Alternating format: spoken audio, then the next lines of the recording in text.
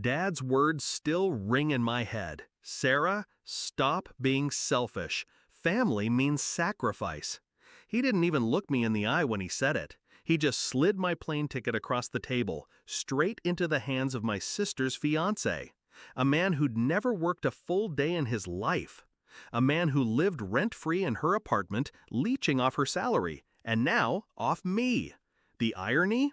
I had paid for that trip, every seat, every hotel room, every cocktail package, every excursion, every sunset dinner.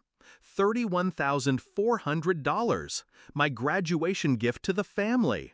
My one moment to say, look at me, I made it, I can finally give back. But in this family, giving was never enough. I remember the day I told them I was taking us to Hawaii. Mom cried. Dad clapped me on the back, pride swelling in his chest. My sister squealed like a child. For once, I felt wanted. For once, I thought I belonged. But belonging in this family always came with conditions. The shift began small. My sister's fiancé, Mark, dropped hints about how much he loved beaches. Dad laughed too loud at his jokes. Then came the night I overheard Mom whisper, "Maybe Sarah doesn't need to go. She's already been before." That was my first crack of suspicion. And when the tickets arrived and Dad held them like they were his to give, I knew. I wasn't family. I was the wallet. That night I lay awake in silence. I didn't cry. I didn't rage. I stared at the ceiling, memorizing the feeling of betrayal. I wanted to burn it into me, fuel for what I was about to do. They thought they'd humiliated me, pushed me aside, taken what was mine. But they'd forgotten the simplest rule of power. The one who pays, controls. I had booked the trip under my name, every ticket, every reservation, every card swipe traced back to me. At the time, it had felt symbolic, like staking a flag in the sand. Now, it was my blade. While they packed their swimsuits and bragged on Facebook, I worked, quietly, patiently. I called the airline first. Yes, I need to make a change. With one click, I reassigned their seats. Not canceled. No, I wasn't that merciful. I rerouted them, one by one. Next came the hotel. So sorry, I need to adjust the reservations. The luxury beachfront villa with private pool? Gone. Replaced with economy rooms in a motel 2 miles inland. No refund, of course, just a downgrade.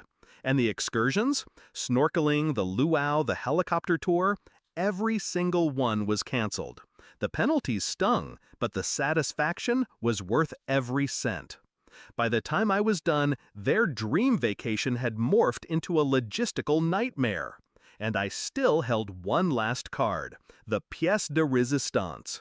The day of departure, I dropped them at the airport, smiled, waved, pretended I was heartbroken to stay behind.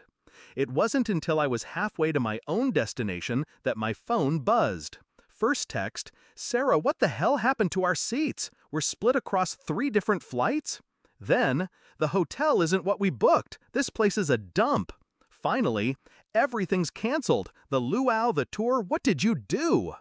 I didn't respond, because while they scrambled in Honolulu, I was sipping champagne at an overwater villa in Bora Bora. My villa, my peace, my revenge. But the best part wasn't my escape. It was what came next. Day 3 of their vacation, I posted a single picture. Me in a silk robe on a deck above turquoise waters, glass of wine in hand, captioned simply, "Sometimes the best trips are the ones you take alone." It spread fast. Old friends commented, coworkers congratulated me. And then, the tag. Forbes had just released a feature about my startup's acquisition. My face, my name, a new title, the youngest female CEO to sell a company for 8 figures. When Dad saw it, he called. His voice cracked. "Sarah, why didn't you tell us?" I let the silence stretch, long enough for him to squirm. Then I answered, calm as ice. Because family means sacrifice, right? And I finally learned who the sacrifice always was. Click. I've never spoken to them the same way since. My sister tried to defend herself. Mom tried to guilt me. Dad begged for forgiveness. But I don't owe them anything, not anymore. They had their Hawaii trip, and it became their worst memory. Chaos, shame, and the bitter taste of entitlement denied. Me? I had my Bora Bora silence, my billion-dollar freedom, and my first real Christmas without carrying them on my back. Funny thing is, betrayal doesn't break you. It teaches you. It sharpens you. And when you're sharp enough, you stop being the sacrifice. You become the blade.